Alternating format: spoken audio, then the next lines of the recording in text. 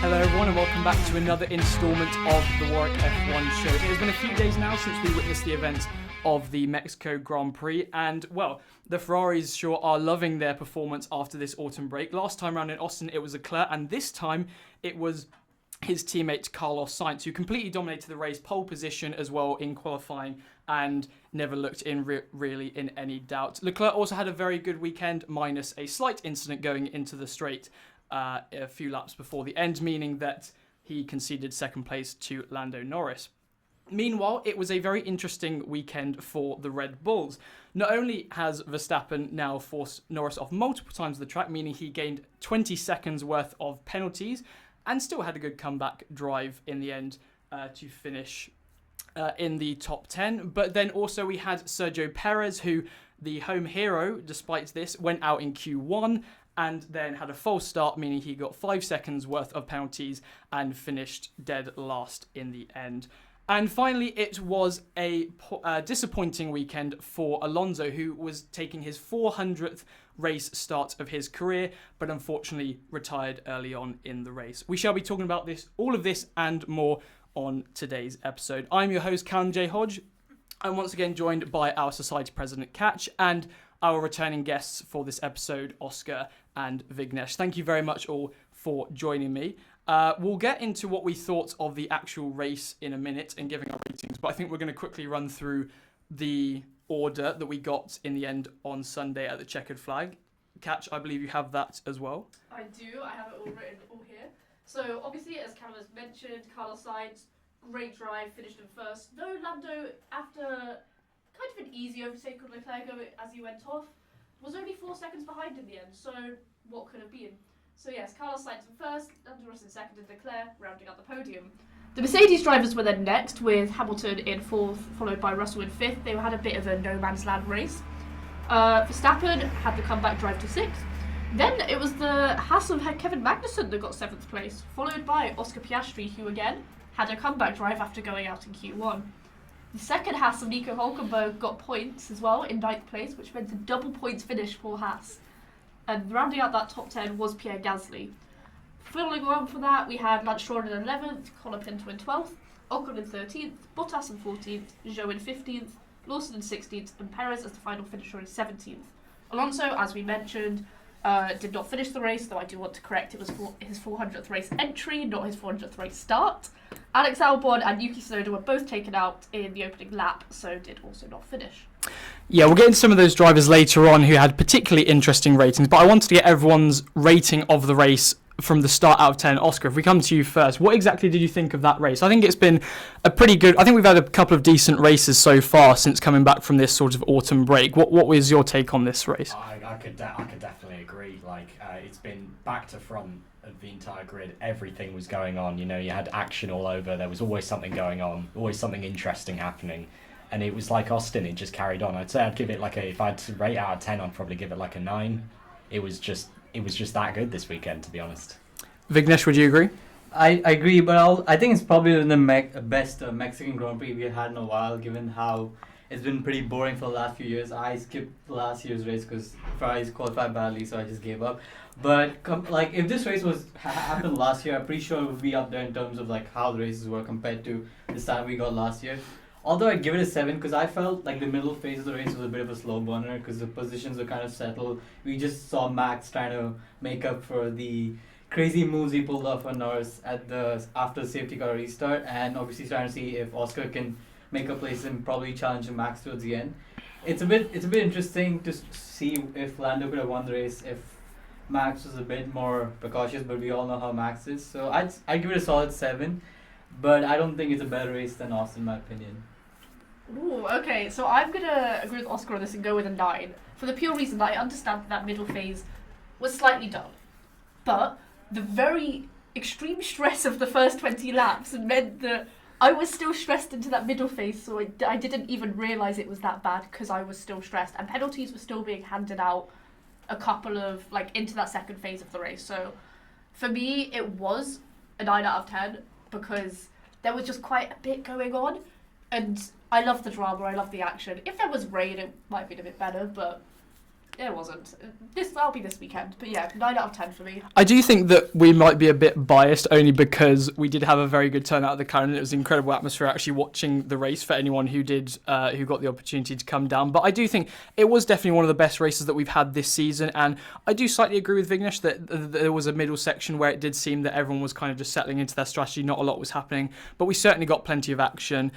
We'll jump straight in, I think, to who really deserve to be talked about, which is the Ferraris. And they've had an incredible start back from this autumn break. As we mentioned, Leclerc winning last time out in Austin, and this time Carlos Sainz in Mexico. Both were by no means flukes. They completely controlled and dominated really the entire weekend for both times. And now they are actually ahead of Red Bull in the constructors, which is very interesting. Yeah, what did you guys think about that performance? Do you think that this is something that we can see more of going into the last few races of the season?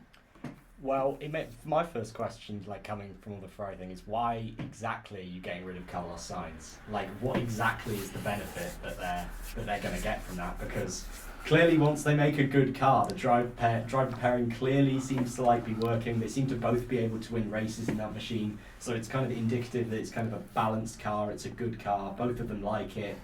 Whereas Hamilton coming into that team, maybe down the future, you kind of wonder, is that going to disrupt things? Is there going to be something else going on? Because this pair's been going for so long now, and they're clearly able to do quite a bit when they're able to compete. So I think a really strong performance from Ferrari, and I hope genuinely to see more of it. I do think that maybe Ferrari have it'll be interesting. Sainz has done a very good job of putting himself out there and showing maybe why he shouldn't be rejected by the team, and it will certainly be interesting to see what he does for Williams. But yeah, great performance, and I think that's really, it is occasionally lacked sometimes this season where we haven't seen quite what Sainz is capable of. Obviously, I think Australia was one of those times actually, and I think another one this time was Mexico.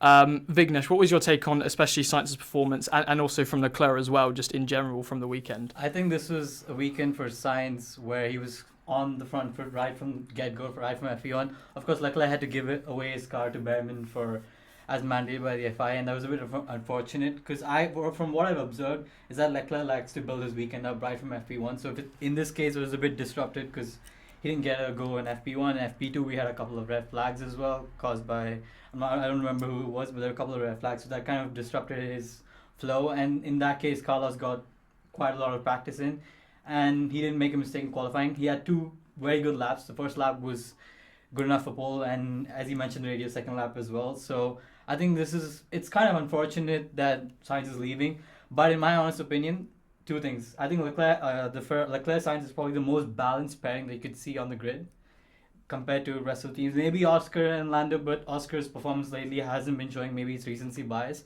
And second, if there's only one driver you let go Sainz for, I think it's Hamilton. So I'm all for the Hamilton move. It'll be interesting to see how Hamilton copes up against Leclerc's qualifying pace, because Sainz has given him a good running, although Leclerc has had the better of Sainz over the last 3-4 years. If Hamilton can improve his qualifying from this year, then you could have a Rosberg-Hamilton situation all over again next year, like a Civil War, but instead it's a red war at Ferrari. I know we're kind of getting off topic, but I will add another driver into the mix that they would drop Carlos Sainz for Max Verstappen. I think of anyone course. would. If I think it's Lewis and Max that are the 2 you would drop for. Anyway, I do agree, Carlos had an incredible weekend. I don't understand, personally, why Ferrari decided to use Leclerc's car for Behrman, especially because if we're thinking long term, right, it would be Leclerc and Behrman as that partnership if they really have that much faith in Leclerc. So wouldn't it have made more sense to have them on equal footing in FP1 together, because they're not going to get many more opportunities to do that? So I don't understand that personally, but at least they won the race. That's fine. But it was incredible to see how Sainz controlled that race. We kind of forgot how good, how much he was doing when he was up front, because we were so focused on the 3rd place and the 4th place. So yeah, it's so much credit to him. I do have a couple of stats that I want to chuck out. So before this win from pole at Mexico, I know this is a biased stat, but I'm going to do it anyway. Before Carlos won from pole at Mexico, the only other driver to win from pole since Canada was Lando Norris. Got twice. to lead in with a Lando Norris I stat, have of course. to do it. He deserves the credit. No else. So we've had Lando's had 6 poles, Charles had 2, George has had 2, Max has had 1. No one else could do it apart from Carlos and Lando. So there we go. The second one means that this season 6 drivers have now won multiple races, and this is only the second time in F1 history, with the first time being the first time since '91. So that's crazy. We certainly did not expect how good of a season I think we were going to have. Especially after the first 7 races back. Yes, exactly. I do completely forget that Max actually did win the first 7 races, which seems bonkers. Seems like it would be a completely different season. Back onto the Ferraris, what we're actually meant to be talking about. Sorry. I think they're interesting. They are relevant. But do we think that a 1-2 finish was possible this weekend? Because obviously it seemed like the Ferraris were quite comfortably in first and second, and Norris was closing in fairness. But it was ultimately a mistake from Leclerc that cost him that second place position, as he had, I think, a snap of oversteering, corrected it, and then went off track just before the back straight. Did incredibly well, I thought, to actually catch it and not put it into the wall, in fairness. But do we think that a 1-2 finish was possible? I mean, if you make a mistake, you make a mistake. You know, we can't always go around being like, what ifs? You know, what's happened. Like, in those moments, even the best will sometimes make a mistake. Like, it's anyone could make that mistake, and it just happened to be when Leclerc really, really could have used not to have that on his mind. Even but I think it's definitely a sign of things to come that it was the mistake that gave Lando the second place, and it wasn't like Lando was just amazingly much more quicker than Leclerc. Although maybe he was at the time, but it's like, you know, the Ferrari's still there, and it's going to be there now at the top for a while. So it's only good signs, really, from this weekend, even though maybe a 1-2 I don't think was really deserved.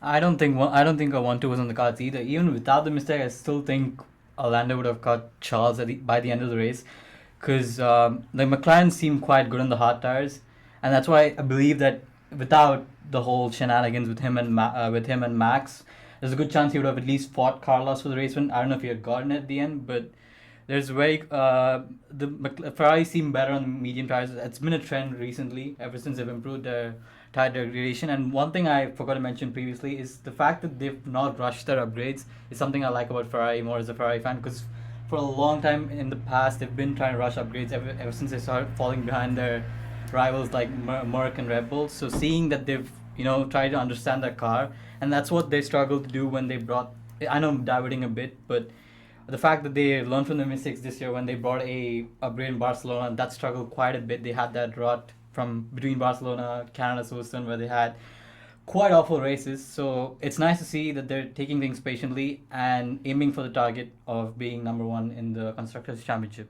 It does certainly seem like it's paid off for them in the latter stages of the season, as we're seeing. And I think you're right in that, or I would agree in that a 1-2 maybe was slightly a bit optimistic given the position that they were in. Obviously, we know that Norris was closing in on Sainz. It was 4.7 seconds come the end, and I think when he initially overtook Leclerc, it was about 8 seconds, something like that. So the McLarens certainly were very good on the hard tyres, but I think that doesn't really take away from anything to do with Ferrari's performance. I think we'll move it on to the more controversial aspects of this race that maybe we all remember. We should have obviously mentioned the Ferraris, as they did very well, but probably the thing we remember most is some incidents from a certain Dutch driver. So for anyone who can't quite remember, we now had, bear in mind this is coming after Austin, where we already had a bit of drama between Norris and Verstappen, and in other races previously anyway. We had 2 incidents near the start of the race where Verstappen forced Norris off the track. That was what the stewards deemed in the end, and that meant he got hit with 2 10-second penalties. And yeah, what do people think on this? I think personally the stewards maybe got it right this time. Obviously, we did a lot of debating last time round on our Austin review of whether the stewards exactly got the decision right in Austin. I think this time was a little bit clearer. What do you guys think? I mean, obviously you ran him off the track, right? So, I mean, you have to be blind not to see that. But at the same time, I feel that at times they were a little heavy-handed. Like, okay, yeah, definitely penalise him. But last race you were giving out 5. Why are you now giving out 10? You know, They weren't giving out 5. They weren't giving Were out they any. not? They gave out 5 to Lando for, as I've mentioned on the podcast last week, unfairly. But I think this has just been the story mainly of this season, unfortunately, of the stewarding and the penalties have been unfortunately a little bit inconsistent. We'll come on to you, as I know that you have quite a few words for this. okay, I'm going to be as fair as possible. Obviously, we're a few days out now. I think it was just insane. I think the word insane is my opinion, because obviously Max could see that Lando had legitimate pace. He had the ability to overtake. So he defaulted back to what he's done this season. What he does best. What he does best, and that is running off the track. And the fact is, they touch tyres. They are very lucky not to have got damage or tyre punctures like they did in Austria. But you cannot... I'm glad that the stewarding came down and was like, right, this is unacceptable. 10 seconds, very happy about that. I'm not going to complain. Whether it was too harsh or not, I'm not too bothered, because in the end it makes up for Max's lack of penalty in Austin. But also, it's retrospect as well. So obviously, after Max had a great comeback drive, finished 6th, he admitted to the media that without the penalties, Lando would have won the race. Or without the instance that Max did to Lando could have won the race. So this raises the question of, is it deliberate? Obviously, as fans, we might think it's deliberate, and as a biased Lando fan, I think it's deliberate. But we shouldn't reward this type of driving. Obviously, there needs to be consequences, and I think that's why they're reviewing the stewarding rules as soon as this weekend. They might change the rules as soon as this weekend of the standards. But you say something has to be done about it. But they did. 20 seconds was quite... They did, obviously... I'm happy for that to be the standard now. and obviously Verstappen did have an incredible comeback drive in the end. We should obviously acknowledge he got back to P6, which I think, again, just showcased obviously how much talent he obviously has. And yeah, I think I was quite happy with how... Obviously, if he wants to make that decision, then that is the situation we're in, because Norris is hunting him down for the Drivers' Championship, and you have kind of got to get your elbows out. I do think that Verstappen in this case was completely unacceptable. It was like some of the worst driving standards I think I've ever seen. I think this whole Mexican weekend was somewhere like... just in general, I think... chaos. Yeah, just in general, some of the driving standards from this weekend were shocking. Some of which I'm sure we'll talk about a little bit later on. Vignesh, do you think that this was the right call? I do believe 20 seconds was right in the end, but in my opinion, the first one was more deserving of a 5-second penalty, because we've seen that happen in Austin where George got a 5-second as well, Lando did as well. So the inconsistency is a bit difficult to understand for all of us. So I think the first one was more of a 5-second penalty. The second one, unpopular opinion, but I'm going to say it, I think it was more deserving of a drive-through. Bring back drive-through penalties, because that was I would call it a professional foul, as in football, just taking a red card for the team.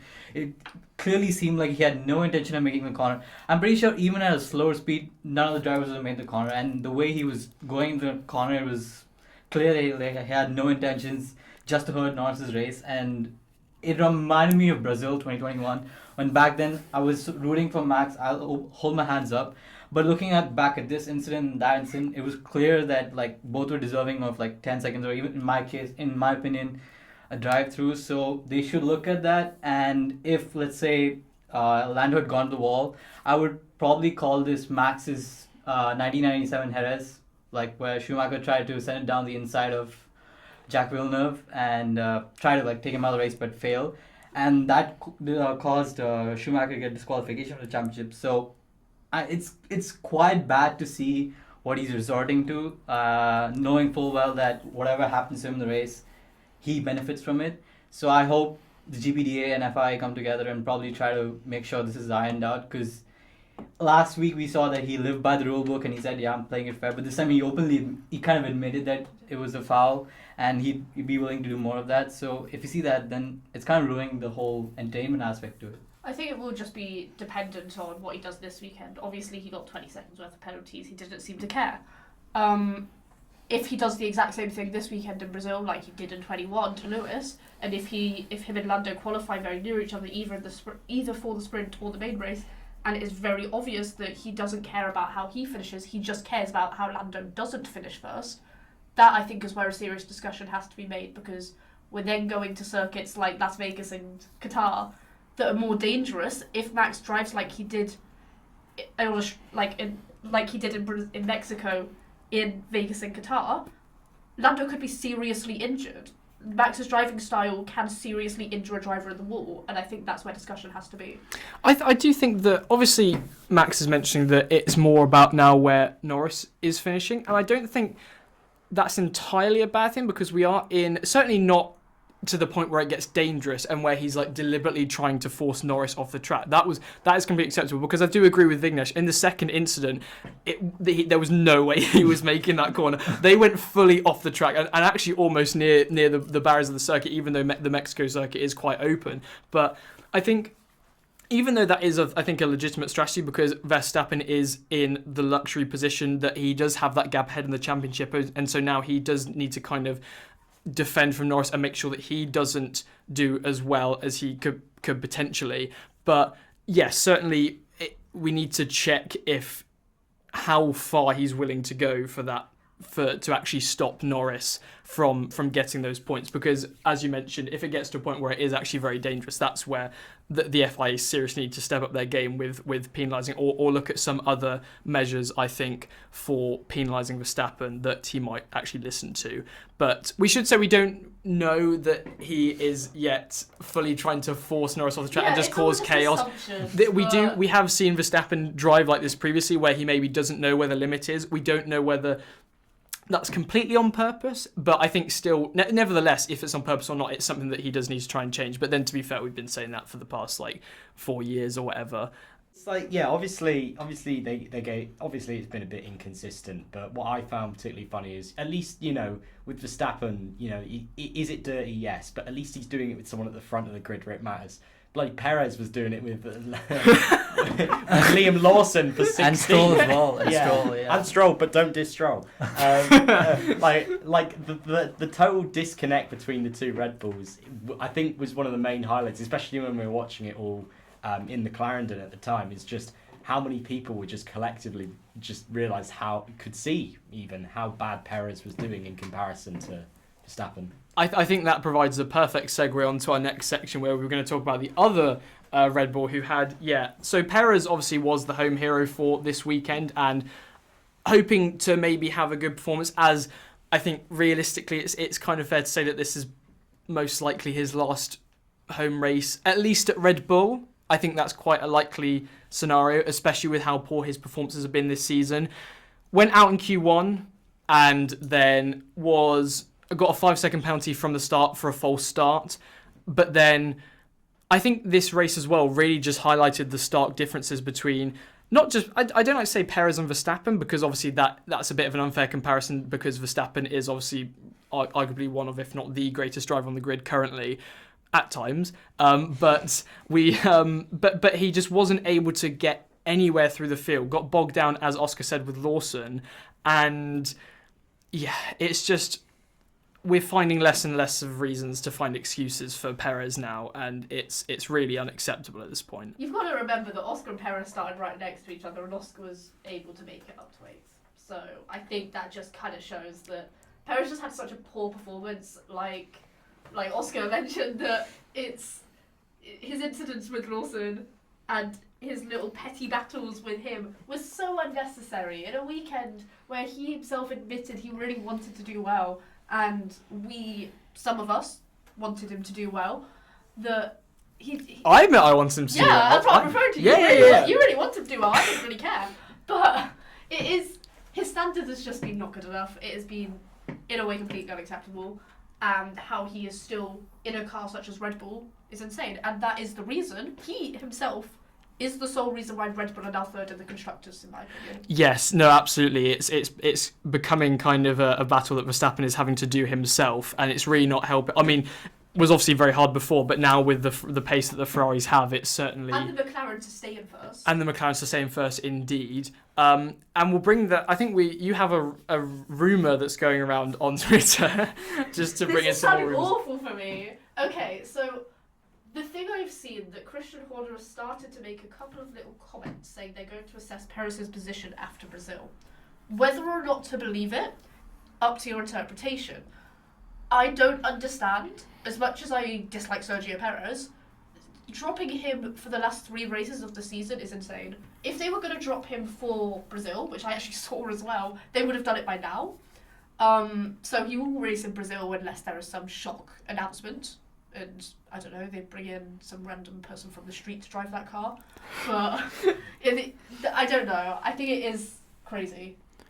What do you guys think about the idea of getting rid of Perez before the end of the season? Surely this is just too late to be doing this, really, isn't it? Because I don't know. I think from my perspective, it seemed quite obvious by the very most the autumn break that Ferrari were going to overtake. Or well, certainly McLaren were going to overtake Red Bull, but maybe even the prospect of Ferrari overtaking Red Bull. And so surely measures should have been put in place before, and not doing it now when you're desperate and have 3 more races to go. I don't know. What are your guys' thoughts on this? I think it indicates, like, obviously a wider problem in Red Bull is that there's something there that they're maybe not able to shake Perez off so easily, whether that be like sponsorships or something. Because Marco's always been saying that, yeah, Tsunoda and Lawson are going to fight for the seat now. But if Perez is doing so badly and such, why aren't they fighting for the seat now? Why can't they shake Perez just yet? And I think as well, Perez, they definitely obviously need to get rid of him. But whether they do it for this particular race or for the last few races, like if he's already, not doing so great, not doing so hot, if you get rid of him like really close towards the end of the season just because you can, that's going to utterly destroy that. He's going to be utterly destroyed by something like that happening to him. His confidence will get knocked, and he'll have a pretty hard time, I imagine, finding a seat as well. I do think that it doesn't really seem to make that much sense to just bin him off for the last few races, because obviously the main reason that you would be getting someone new in would be to, by the very least, fight for second place in the constructors. And it just seems like I don't really know what we're waiting for anymore, because it's quite obvious, I think, now that Perez is not really going to improve unless he has a very lucky race or there's some proper chaos where you have multiple DNFs and he is able to get up there. He's likely to be one of the DNFs. He's likely to be, exactly. And I really don't know. I think this decision should have been made a lot earlier, I think. We all know it should have been made a lot earlier. We all know it easily should have been made in summer break, let alone before the autumn break. Like, they ditched Ricciardo and they should be ditching Perez. I mean, maybe Red Bull felt they were in a comfortable position that they wouldn't lose P2. I think they've slowly started realizing ever since, as you said, after the fall break, that Ferrari were catching up quite quickly to them, and that's when they realized maybe they still have a chance to fight for P2. Maybe I'm being a bit delusional here. As a Ferrari fan, I still think Red Bull have a chance if there's a better driver than Perez. Maybe I'm the only one in this room who sees an opportunity for Lawson to perform better than Perez in the last 3 races and probably get points enough to somehow outscore Ferrari if Verstappen obviously outscores both Leclerc and Sainz. So I see the point in it, and plus it gives them a better understanding of how Lawson would perform maybe for next year if they drop Perez for 2025. That'll give them a better idea. Plus, I don't know if it's true again, I've heard that Honda's been pushing to get Tsunoda in for the postseason test at Abu Dhabi. So that's Tsunoda is doing the Red Bull so he test. is. Okay, so he is. So that's confirmed then. So they'll probably give them a good metric to compare both Lawson and Tsunoda in the same car, the 2024 car, and see who's a viable option for 2025 to compete for both the drivers and constructors. Because if Perez is in the seat for next year, Max is going to lose. Because we saw this, if Red Bull didn't have a dominant car as they did in the first half of 2024, there's a good chance Lando will be up there, both Lewis and Charles will be up there if Ferrari have a good car. So Max is not guaranteed to finish on the podium if Red Bull somehow bring the third best car. So they need to have a better driver than Perez. Maybe Lawson's the answer, maybe he isn't, but I think giving him a chance the last 3 races could be a way of gathering some more points than Perez could, and an idea of how Lawson can perform next year if he's put in the Red Bull. Speaking of Max on the podium, should I come back with another stat? Oh, go on then, yes. So I've got some great stats for this weekend. It's honestly been a weekend like that. So Max has finished more races outside the podium this season, so he's finished 7 races outside the podium this season. That's more than the last 4 seasons combined. In the last 4 seasons, Max finished 6 races outside the podium get this through season. those 4 seasons. I would not think that I Because it was 2020, 2021, 22, 23, and in 2020 it was just the Hammer bot era. Yeah. Certainly I think the part that surprised me about that was the 2020 and the 2021 part. Obviously, we know after the new regulations came in that he was completely dominant, and so I don't think I would be surprised with that. But certainly for the past 4 seasons, that is just, I think, a testament to how good his driving has been over the past few seasons. Just before we move on to McLaren, I think just a quick fire question for each of you: if Perez was to be dropped, who would you bring in? Oh goodness, this is like the $1 million question. Isn't it? This is the question that Red Bull are asking themselves right now. I would say Tsunoda because, and Interesting. You may question that a little bit, but I feel like if you don't give him the seat, you're going to lose him. Like if it's going to be like a Pierre Gasly, where if you don't give him the chance, he's just going to go to another team, and then who knows what could happen. You know, I really like Tsunoda. I make no secret of that. He's my second favourite behind, of course, the great Lance Stroll. So, not that I'm not ever going to say Lance Stroll should be in a Red Bull or anything. But yeah, I think give Tsunoda the chance. I mean, Lawson, he's clearly very capable. We've seen that first couple races. But at the same time, do you want it to end up being a Nick de Vries situation? Because you've got to see how he performs over a long time. Because this is only 1 or 2 races so far. You've got to give him a year, because if you stick him in there for 6 races and then give him the seat when Tsunoda's been in there in Red Bull like purgatory for years, and you don't, it just doesn't make sense. I think you also already say Lawson? Was that who you were going to go with? I was going to go Lawson, but after hearing Oscar, I agree. I think Tsunoda deserves a chance, because I don't want it to be a repeat of a Nick de Vries situation with Lawson. Probably just give him his time to bed in with the Red Bull family once again after his stint last year. And despite the temper tantrums, I think he's been a great driver this season. Unfortunately, his luck hasn't been on this side. I think he could have made it to Q3. It's a bit disappointing that this weekend that if you made it to Q3, you've been a good battle with the Haas's for P6. So maybe that's a deterring factor for Red Bull not put him in. And plus, maybe if he's not good enough, then he can be the star. He can be like the benchmark that Red Bull uses to judge future junior drivers who want to make it to Red Bull by pairing them up with Tsunoda in the VCARB or AlphaTauri, as I like to call it. But I think he's not staying in the Red Bull family past 2025. That's an unpopular opinion, because with Honda gone, I don't think anyone in the Red Bull family would want to support Tsunoda. So it's the honest opinion. I'm sorry to say this, but I'd like to see Alonso and Tsunoda pairing, which obviously would mean that Stroll would go out, which is very, very unlikely. But I don't see Tsunoda staying in Red Bull beyond 2025. Yeah, the question on who would replace Perez is so tricky, because That's why I'm asking I you know, guys. because if either of them get promoted, who's coming to that VCARB seat for the I- rest of the season? yeah. Are they bringing in Hajar? Because the ideal situation, okay, I'll switch the question. I'll go 25, bring Tsunoda up for 25, bring Colapinto into VCARB. Yes, I think... That's what is realistically should happen. But will that happen? Absolutely not, because Red Bull are delusional. However, if they were to switch mid-season, bring Tsunoda up, what have they got to lose? Perez has already caused €5 million worth of damage. What more can Tsunoda do? Yeah, I do think that Colapinto should seriously be a consideration for either one of those seats for 2025. He's demonstrated what incredible performances he can give from a car that is quite inconsistent, as I think has been this season. And obviously he's kind of, in a way, since coming in, beaten the benchmark, which is Albon, which is certainly a tall order.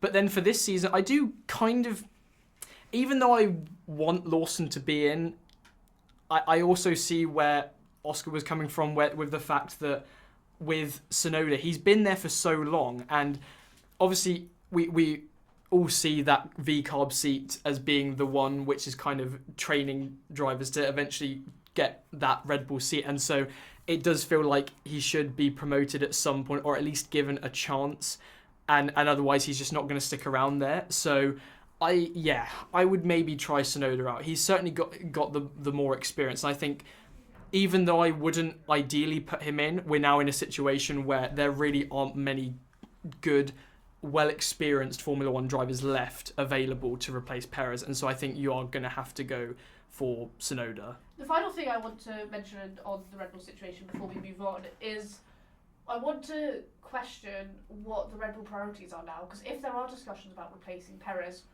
would they prefer the constructors then? Are they really worrying? Because they've obviously not sacked off the constructors then. They've gone down to third, and they're like, oh, this is really bad. We need to keep second. So, is there a major concern now? Are they willing to? I'm not going to say sacrifice the drivers, but would they? I don't know. Would they get Max more in gear? Maybe. Would they have conversations with him and be like, look, you can't be this aggressive. We need this constructors. I just think it's not. They don't really have a lot to lose anymore, because realistically, Perez is not scoring, is averaging close to 0 or like 1 or 2 points per race, which is it's got to be an average of 0. At this point, it's got. I think it'll be maybe less than 1 for a certain amount of races, but I think they just don't really have a lot to lose at the moment, and so they may as well consider other options, because their situation, even if that goes completely south, it's not going to change anything that they're in their current predicament. But we should move on and talk about some of the other teams, which I think we should also mention McLaren. We mentioned that obviously Norris was a little bit unlucky to get a bit bogged down with the instance with Verstappen in the opening stages of the race, but I did think he did do a very good drive against what was ultimately a very strong Ferrari car. Do we think all that he was capable of this race? A second place? No, he could have got first easily. I feel like without the Verstappen incident. Without the Verstappen incident, he easily could have been fighting for that win. There is no debate on that. That once they got into the hard tyres, that McLaren was really fast. Lando was able to control the tyres. The fact that Oscar was able to get up so high as well showed the strength of that car. It's Verstappen that ruined that chance of a fight for the win.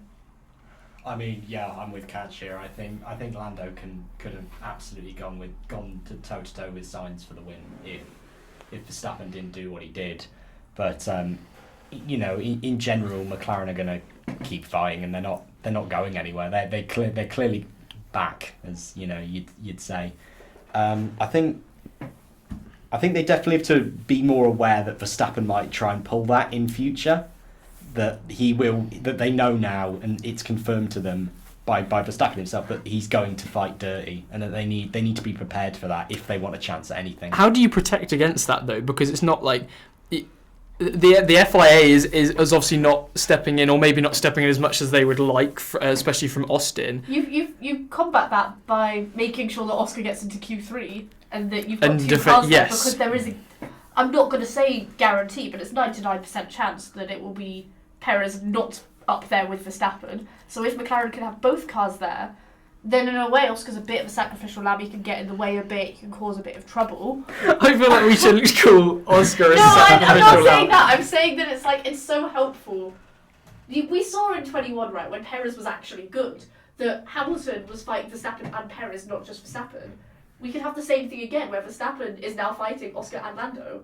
And also the Ferraris, because there's now 5 cars that can get a win easily. I'm not going to say both Mercedes could easily win, but I think 5 cars could easily get a win. Verstappen has a lot more work cut out if you can get Oscar up there as well. Yeah, I think Oscar was it was maybe a bit of a disappointing weekend for him that we should also mention. Going out quite surprisingly in Q1, not really sure what happened there. I think it was, you questioned, I think, why the McLarens first put him out on medium tyres, but then in fairness he did have then 2 runs on the softs, and first time got his lap deleted, second time went ran over a bit too much of the curb, and that meant he lost about a second.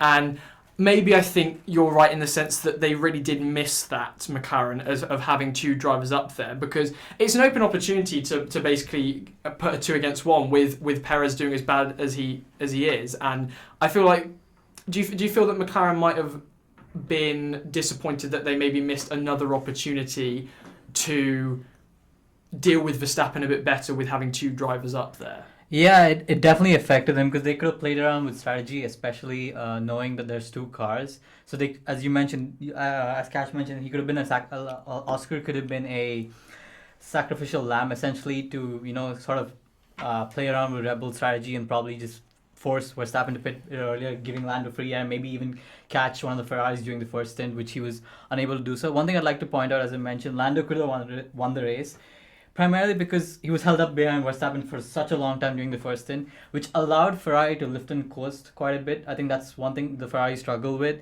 And if McLaren were able to mount pressure to Ferrari during the first stint, maybe Ferrari would have faltered. I'm glad to see they didn't, but I noticed that both Sainz and Leclerc were forced to lift and coast for quite a bit of the race. So maybe if Verstappen wasn't essentially a roadblock, he could have won that race. And it's disappointing for Oscar in terms of the constructors as well, because Ferrari are catching them. There's a very good chance they might get him by Abu Dhabi. I think they need approximately 8 points per race, which is quite doable if Ferrari keep 1-3ing, 1-2ing McLaren, especially if Oscar is not performing the way at least for the last few races. So that's an interesting prospect to look at. So I don't know. Hopefully, I think Brazil will be a strong track for McLaren. Rain on the cards. Maybe a max win. I don't know, but I think McLaren will do well in Brazil and Qatar especially. So they should have these next two races in the bag, hopefully without any errors. So yeah. you might have just jinxed that on the podcast. We'll see how it gets on. But yeah, so certainly I think Piastri will have wanted to. Will want to turn around his recent form, because I think he has been struggling a little bit compared to how he was maybe mid-season. We know exactly what he's capable of, because I think in some races he's been absolutely phenomenal. We'll move on just to say a couple of honourable mentions. Mercedes, I think, is a really good one. They had maybe a bit of a lonely weekend in the sense that they were never really up in the battle for the lead with Ferrari and McLaren, but they weren't bogged down like the Red Bulls were and went down in the midfield as such. And I think that's also was a race that was very important to them after what happened in Austin, which was disastrous. They also had a very good battle, the two drivers did. It would Yes. look like at one point it could have gone a bit awry, but they had a very good battle. It made it quite entertaining. Lewis has now completed over 20,000 Grand Prix laps. He's the only second driver after Alonso to do that, which is crazy. So congrats to Lewis. It was, yeah, that's an incredible milestone, and to see him performing at such a high level still after that amount of time. Yeah, and then going to Ferrari to probably perform at a high level as well, just such testament. Yeah, absolutely. And then also I think I wanted to mention the Haas's as well, which are still having a really incredible show of form. 7th and 9th. This time it was Magnussen, I believe, who was the driver that was up there, and now they are. In terms of the constructors' battle, they are certainly looking solid for 6th in a way.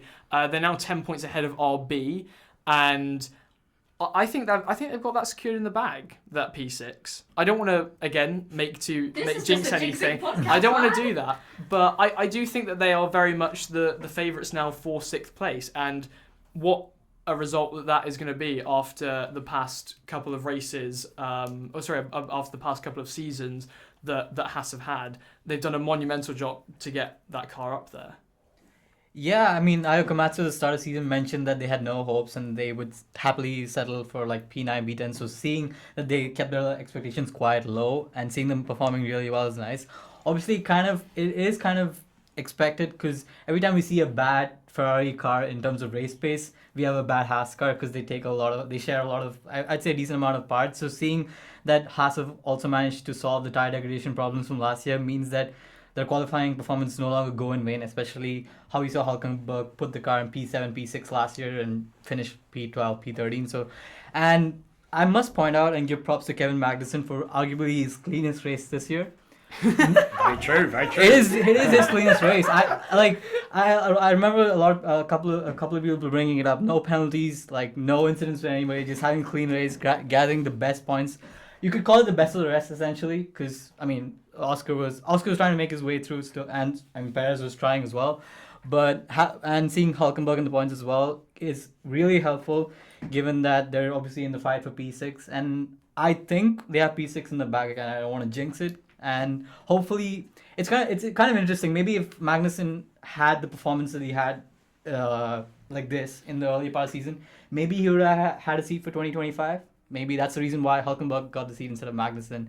So that's a what if potentially. If Magnussen was as clean as Hülkenberg and gathered more points, and maybe even fought the Aston Martins as well. I mean, Hülkenberg's been more consistent. The fact True. He's been a lot more consistent, and I think Kevin is aware that he's fine finishing up here. He's got the family. He only came back to replace Mazepin. Maybe mention it was a last-minute replacement. So he's done so well. He got that pole position in Brazil. So honestly, what more can he ask for? But to be fair, without Magnussen's antics, I don't think Hülkenberg would have gotten points in some of the races. If you think about it, in Miami, Fair play to Kevin. he was a literal roadblock for a lot of the cars who were trying to like fight him through it to get Hülkenberg, and he essentially played a team player's role. And it's nice to see that he's having a good end of the season, probably his career as well. But yeah, certainly. And I think what was not meant to be the partnership that Haas initially had in mind, it's turned out to be a really great one and a really great dynamic. And I do think we should mention, as we've mentioned before, really, on this podcast, that Hülkenberg, I think, has been quite unlucky with finishing in so many P11s this season. But it's really good to see that take shape. And then the final thing I wanted to mention is obviously just very unlucky for Alonso, because he really hasn't had the best milestone the best milestone races in his career. I think, hasn't he gone out in, 200th, 300th and 400th Grand Prix, which is absolutely terrible. I suppose this just means that he'll have to stay up for stay in his career for his 500th race and try and break the deadline. Maybe it's tactical, so he could go home early and party earlier. So maybe we'll see. I don't know. I don't know if anyone saw him the next day or if he went to bed at about like 6 a.m. or something. We're not too sure. So we never know. He's still obviously partying into the daytime as well. I think we'll move it on. You want it, although did you have one more stat for Colapinto? No, I think we should give Colapinto some credit again, like we do every week, because he is a legend and he should be on the grid. So he finished P12, did he, this week? Yes, He was outside the points, but it was P12. Which means that in these first 5 races, which, again, there was no expectation for Colapinto to do this well. He hasn't finished below P12 in these first 5 races. And the highest that Sargent finished this rest of the season was P11. And that was his only top 12 finish of the season. So the fact that Colapinto has 5 times to that in 5 races is great. So he took advantage, even though Alex obviously had the incident at the start with Tsunoda, and Williams just weren't able to get more points. Still getting up to P12 was a great success, and hopefully I think Brazil will be a track that suits them a lot more. I think we'll move on to the final parts of this podcast where we're going to run through our predictions. Unfortunately, Chinmay couldn't have been here today to run through his predictions, but we obviously predict our top 5 and then some 1, 2 and 3 point predictions, and I believe it was Chinmay who picked first, so we'll run through his first. He went with Verstappen, which probably at the time was quite a wise choice, but after he got hit with those 20 seconds penalties, probably a bit ambitious. He then went with a Ferrari in P2, but he got the wrong Ferrari. It was Leclerc. Norris in 3rd, Piastri in 4th, and then he did actually, I forgot he picked Perez in P5, which... He was optimistic. He was very optimistic, I think. And so that ultimately is what, 3 points? 3 points from his top 5. Verstappen, Leclerc and Norris up there, but none of them in the correct order. He then said for his 1 point prediction that there would be a mariachi F1 theme on Sunday's intro. I don't think they actually did that in the end. There was not that one. Can I also correct you? Sorry, go on. Verstappen finished 6th. Verstappen, yes. What am I on about? That's a good point. Why do you think Verstappen was up there? So that's 2 points. That's not. Only 2 that's points. Only 2 points from his top 5. And then his 2 point prediction: Alpine finished in the top 9. I think that did not happen. That does not happen. The top 1 was Gasly, just narrowly missing out from that in P10, still scoring a point. And then 2 drivers take each other out and saying that they can't limp back to the pits, and that was obviously Albon and Tsunoda. Before we even got to turn 1, Chinmay's 3 point prediction came through, which is extremely annoying. And so that means he ends up with only 5 points for this weekend, and therefore he is up to 125 on our scoreboard. Katch, do you want to go through yours next? So you had the final pick, I think, for... second pick. Second pick. So... we might see a running theme for the rest of the season. I predicted Lando to come in first. You've got to have some delusion. You've got to have some biases. Did not happen. Should have happened. Anyway, Verstappen in 2nd. I'm glad he wasn't. Sainz in 3rd, so top 3, fair enough. Piastri in 4th, because I think no one predicted him to go out in Q1. And Russell in 5th, which was actually correct. Indeed, yeah. So that comes to... We had Norris, Sainz, and Russell. But Russell was in the correct position, so that means that's 5 points from your top 5. Very impressive. And then your 1, 2, and 3 point prediction. My 1 point prediction was Colapinto speaks Spanish after the race. Does that need to be elaborated on? I don't Of course think so. he did. My 2 and 3 point predictions didn't come true. My 2 point was Pato O'Ward in FP1 beats his McLaren teammate, which sadly did not happen, even though he did an incredible job. Big up Pato, love you Pato. Did not happen. Can't wait to see you on the F1 grid soon. And my 3 point was 2 red flags during qualifying, and there was only 1. So that's 6 points from your predictions, and that gets us up to 123. Level on me before we run through mine, I should say, sorry. Yes. So I was then third pick. I could not remember the order that we've done this in. I actually, kind of a blessing in disguise, because I did want to go with one of the Ferraris, and I did have a bit of faith in Sainz. I do like Sainz as a driver, I must say, and I have. It's such a scam, the fact that you're correct. No, but Such I a think scam. no, but to be fair, I think in previous episodes on this podcast, I have predicted Sainz to do well, and it hasn't come through. So I'm glad that I've been right on at least one of these occasions. I did predict Sainz to be first, which I'm very happy about. So that's 3 points for that one there. Verstappen outside of the top 5, Piastri outside of the top 5, so neither of those unfortunately came true. Leclerc in P4, obviously he came P3, and then Norris I put for P5. He in the end came second place behind Sainz. So that is 5 points again from my top 5. I then said that both Mercedes would reach Q3, hoping for, I think, a bit of a better luck than what happened to them in Austin, and that did actually come through. They finished 5th and 6th in qualifying. I then also joined Katch on a Pato O'Ward prediction for my 2 point prediction. I said instead that he would get into the top 10 in FP1 timings. He unfortunately did not do that. And then I also said that Perez would DNF for my 3 point prediction, and not unfortunately. No, he did manage to finish the race, but again, we've discussed quite a bit. For your predictions, it's unfortunate. Yes, for my predictions, it's unfortunate. But anyway, so that comes to 6 points for my predictions, and that gets me up to 129. So overall, I am still ahead with 129, Chinmay behind on 125, and you have made up some points on Chinmay to go for to be last in 123 points. It's not last, it's rounding up the podium. It's rounding out the podium. But our championship battle continues to be a lot better and a lot closer than what we currently have in F1. Can we think of anything that we've missed? I think we've done a pretty good summary of what we saw in Mexico. We will, of course, have a preview for Brazil coming out as the obviously the final race of our triple header. But until then, thank you very much, Katch, Vignesh and Oscar, for joining me. I've been your host, Callum, and until next time, goodbye.